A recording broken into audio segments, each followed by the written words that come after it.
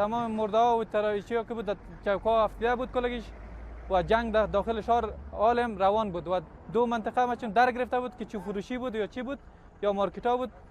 همیارم تقریبا چند منطقه وضعیت شهر غزنی خراب است. داخل شهر کل دکان ها بسته است.